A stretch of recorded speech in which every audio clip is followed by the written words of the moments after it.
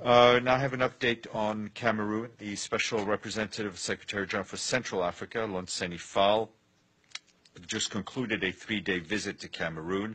It was his fourth since November of last year, and the second focused on the situation in the northwest and the southwest regions of the country.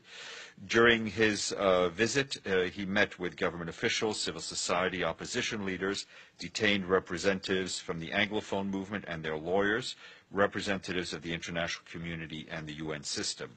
Mr. Fall reiterated the UN's call to all parties to address the current situation through peaceful and legal means.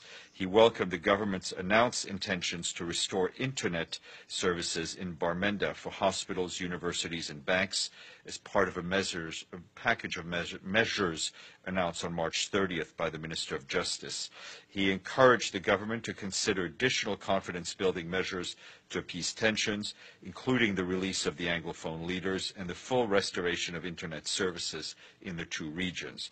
Mr. Fall also called on the leaders of the Anglophone movement to engage with the government in a constructive manner to find a consensual and lasting solution to the situations in the southwest and northwest regions. Mr. Lonseni Fall reaffirmed the willingness of the UN to continue to accompany the two parties in their dialogue efforts. Mr. Fall will return to Cameroon on the occasion of the 44th ministerial meeting of the UN Standing Advisory Committee on Security Questions in Central Africa, and that's at the end of May, beginning of June of this year.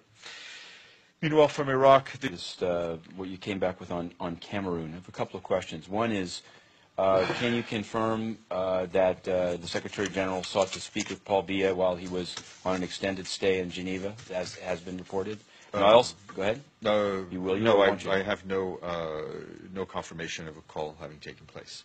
I mean, I'm not asking if he reached him. I'm asking, did he try to reach him? I have no information. Okay. And I wanted to know, people there are saying, even in the wake of the visit of Lonseni Fall, that, for example, a Supreme Court Justice Paul Aya was only today, remanded to remain in prison. So they're not seeing much changes. And I'm wondering, is this something that Mr. Lonseni Fall looked into while he was there, the continued detention of barristers and those who have advocated for fair treatment? Well, I think what I just said is, in fact, that in his contacts with the government, Mr. Lonseni Fall advocated for the release of a number of Anglophone leaders and others. So I think that's clear. That's one of the things he was advocating for. And finally, I wanted to ask you about the resident coordinator position. Given that the previous resident coordinator didn't raise any of the issues that you've just mentioned while she was there, is there any progress on naming? I don't know that, and I don't know if you know that. But okay, anyway, next. The people that are there question. say, and then she also blocks the press. Well, I think she blocks you, but yeah, that's her right.